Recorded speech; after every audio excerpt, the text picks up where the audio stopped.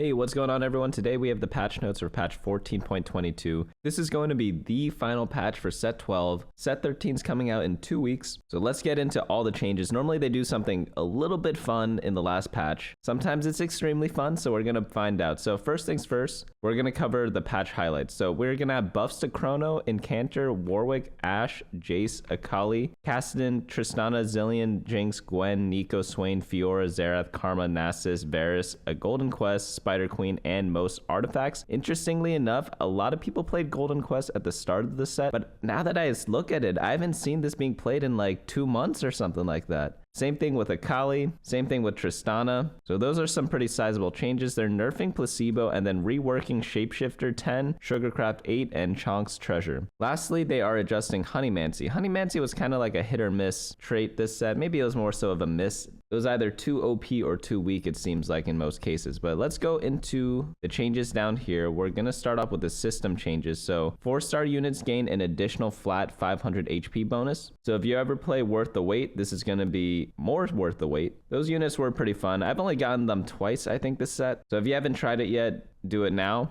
Large changes, large like them bees. Chrono time to proc 14 to 10 seconds. That's a pretty sizable buff there. But we remember looking at the data for Chrono last week, and it was a little bit below average. Honeymancy bees have been embiggened, making them larger than before. That's not really anything. Incanter stacks per cast 3 to 5. Shapeshifter 10, 66% HP and 5% health regen. This is a new trait, same with Sugarcraft 8.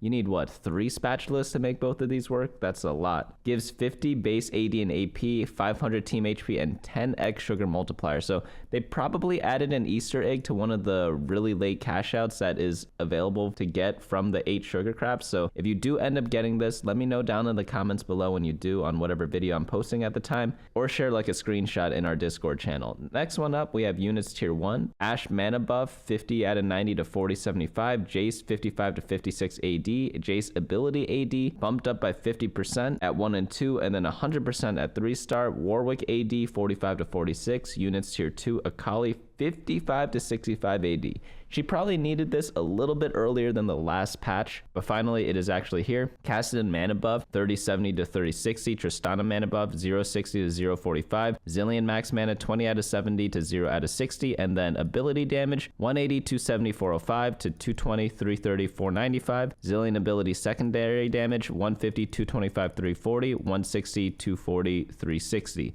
Lastly, we have Zillion ability stun duration 1.25 to 1 second. I'm surprised they took this long to kind of change Zillion's identity. They normally were saying in previous sets, they're like, oh, we don't like support units at 1 or 2 cost because you autoplay them. And that's pretty much what happened with Zillion, right? He's a CC unit at 2 cost with great traits. And he was played as a trait bot support unit. And it took them this long to make him less of a support and more of a carry. I'm surprised they did not do this earlier now that I think about it. Units tier 3, Jinx 52 to 53. Neeko armor and MR bumped up by 10. Swain max mana buff, dropping 10 mana for both things. And then Swain's secondary HP gain is going to be buffed up as well. So maybe Frost is going to come back, some sort of Frost shapeshifter comp. I think shapeshifters might take over some of the meta. They're already pretty good before. Fiora 75 to 80 AD. Gwen armor and MR bumped up by 5. Karma getting buffs, and also Nasus heal from secondary cast is getting buffed up by a decent amount at 1 and 2 star. Varus attack speed 0.75 to 0.8, and then now units tier 5. Xerath ability damage 250 75 888 to 299 444 and 999. Transcendent charm odds are going to be bumped up 4%, and then max transcendent odds 10%. Now onto augments, we have placebo 2% to 1%. Hilarious change. I think they're doing that just to be funny. Golden Quest required 175 to 165. That's literally just to make the game more fun.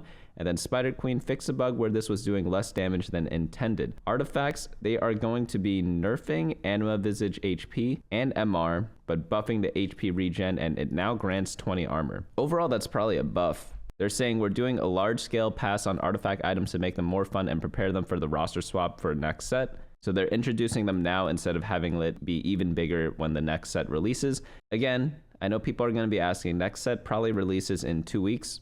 Deathfire Grass is getting like 4 buffs here. Eternal Winter has been removed. Forbidden Idol removed. Wow, they're actually killing them. Interesting. Gambler's Blade base attack speed being bumped up. Same with the chance of proc. Hole Crusher also gives AD and AP if isolated. Horizon Focus damage now stacks if you have multiple copies. Lichbane removed the 15 mana but increased attack speed. Light Shield Crest is getting buffs as well. Some MR and resistance. Mitten's damage reduction being bumped up. Prowler's Claw now grants HP but lowered AD. Seeker's Arm Guard stats per takedown and stats per kill is being bumped up, and then the size also increases with each stack, so that should be fun. You have like a huge Cho'Gath maybe Cho'Gath's in the next set. Silvermere Dawn AD 165 to 120, but you get some armor and MR to compensate for that. Sniper's Focus increased range by 1. Spectral Cutlass now grants armor and MR. Makes complete sense because when your unit jumps to the backline, you need them to live a little bit. Trickster's Glass clone max mana increase 30% to 10%. This is a very big buff. This might be one of the better artifact items. Just slap it on someone that like is a 4-cost frontline CC unit. That sounds like what the best use of it's going to be. Unending Despair shield magic damage 125 to 160, and then now onto charms.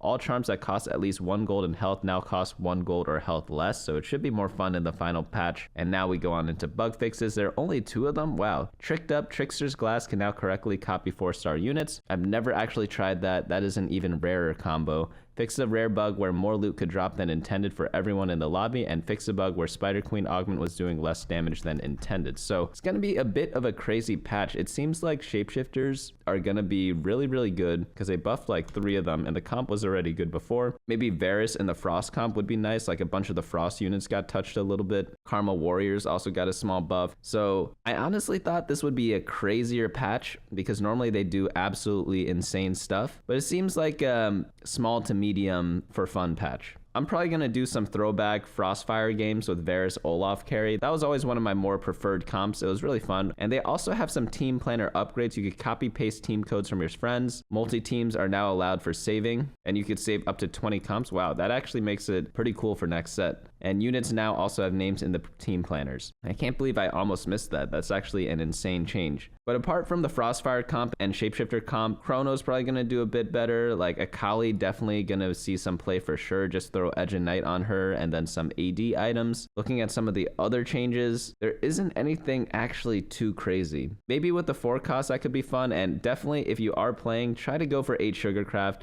Let me know what the little Easter egg they have is. And again, if you do, share it with everyone else. But apart from that, that's going to be it for me this week. I'm going to do 1 meta snapshot on Friday and then probably skip the week after that. Just because it's the last patch, so we could take a small break before the new set comes out.